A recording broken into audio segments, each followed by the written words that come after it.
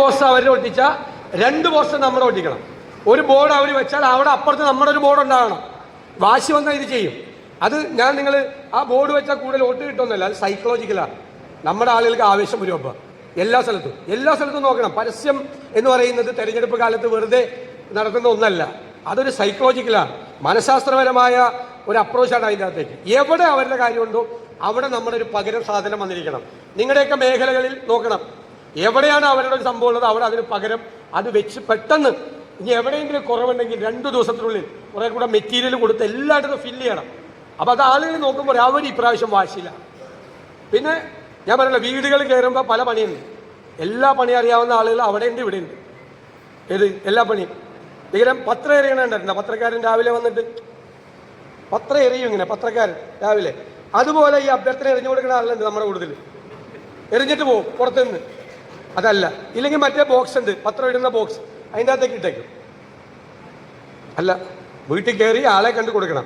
ആളില്ലെങ്കിൽ not ചെയ്ത് വെക്കണം നമ്മുടെ പുസ്തകത്തിൽ. ആളുണ്ടായില്ല, അത് വീണ്ടും പോകണം. അവിടെ ആളെ കണ്ട് സംസാരിച്ച് നമുക്ക് കൊടുക്കണം. പിന്നെ വേറൊരു പരിപാടിയുണ്ട്. ഈ വീട് നമ്മുടെ ഉറച്ച വോട്ട് കയറേണ്ട ആവശ്യമില്ല. ഇത് ഒടുക്കത്തെ CPM വോട്ട്, അങ്ങോട്ട് പോകണ്ട.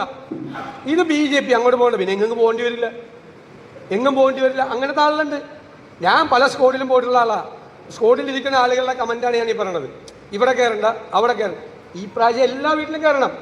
എല്ലാ വീട്ടിലും, നമ്മുടെ ഉറച്ച വീടുകളിലും കയറണം, CPMന്റെ ഉറച്ച വീടുകളിലും കയറണം, BJPക്കാരുടെ വീട്ടിലും കയറണം, എല്ലാ വീട്ടിലും കയറണം. ഞാൻ പറഞ്ഞില്ല, പല തരത്തിലുള്ള പണി അറിയാം നമ്മുടെ ആളുകൾക്ക്. പിന്നെ ചില ബൂത്തിൽ ഒരാളെ ഉണ്ടാവുള്ളൂ, ചിലപ്പോൾ 2 പേരുണ്ടാവും. ഒരാളെ അല്ലെങ്കിൽ അയാൾ ഒറ്റയ്ക്ക് ആണ് പരിപാടി, രണ്ടാമതൊരാളെ കൂട്ടില്ല. അതിൻ്റെ കാര്യം അറിയാമല്ലോ. പിന്നെ ഈ 2 പേരുണ്ടെങ്കിലും 2 പേരും കൂടി ഒക്കും. ചിലപ്പോൾ ഇവർ തമ്മിൽ കണ്ടാൽ മിണ്ടില്ല അത്ര നാൾ. ഇലക്ഷൻ ആകുമ്പോൾ ഇവർ തമ്മിൽ ഒക്കും, എന്നിട്ട് മൂന്നാമതൊരാളെ അടുപ്പിക്കില്ല. ശരിയാണോ? നിങ്ങൾ ചിരിച്ചപ്പോൾ എനിക്ക് മനസ്സിലായി എവിടെയൊക്കെ ഉണ്ടെന്ന്. ഇതൊക്കെ ഉണ്ട്. ഇതൊന്നും ഈ തെരഞ്ഞെടുപ്പിൽ ഓടരുത്. അവിടെയെല്ലാം മണ്ഡലം തെരഞ്ഞെടുപ്പ് കമ്മിറ്റി കെയർഫുൾ ആവണം. ഇറങ്ങരുത്, രാവിലെ ഇറങ്ങണം. 7 മണിക്ക് ഇറങ്ങണം. അപ്പോൾ മണ്ഡലം തെരഞ്ഞെടുപ്പ് കമ്മിറ്റി വാച്ച് ചെയ്യണം ഏത് ബൂത്തിലാണ് ഇറങ്ങാത്തത്. രാവിലെ വിളിച്ചുകൊണ്ടിരിക്കണം. അത് 4-5 പേര് ഡിവൈഡ് ചെയ്തെടുക്കണം. മണ്ഡലം തെരഞ്ഞെടുപ്പ് കമ്മിറ്റിയിലെ ബൂത്തുകൾ 25 ബൂത്ത് ഉണ്ടെങ്കിൽ അവർ ഡിവൈഡ് ചെയ്തെടുക്കണം. ഒരു 5 ബൂത്ത് വെച്ച് ഡിവൈഡ് ചെയ്തെടുക്കണം, പ്രധാനപ്പെട്ട നേതാക്കൾ. എന്നിട്ട് അവർ രാവിലെ 5 ബൂത്തിലും വിളിക്കണം, ഇറങ്ങിയോ വേഗം ഇറങ്ങ് എന്ന് പറയണം. ഇല്ലെങ്കിൽ ഇറങ്ങിയൊക്കെ എത്ര പേരുണ്ട് കൂട്ടത്തിൽ എന്നറിയണം. ഇറങ്ങാത്ത സ്ഥലത്ത് അപ്പം തന്നെ ചെല്ലണം, രാവിലെ തന്നെ ചെന്നിട്ട് അവിടെ ഇറങ്ങാനുള്ള സംവിധാനം ഉണ്ടാക്കണം. അതാണ് ഫോളോ അപ്പ്. നിങ്ങൾ നോക്കിക്കോ, ഒറ്റ പ്രാവശ്യം ചെയ്താൽ മതി. നമ്മൾ മുകളിൽ നിന്ന് വിളിച്ച് എത്രമാത്രം താല്പര്യം കാണിക്കുന്നു അതിൻ്റെ 3 ഇരട്ടി താല്പര്യം താഴെയുള്ള പ്രവർത്തകർ കാണിക്കും.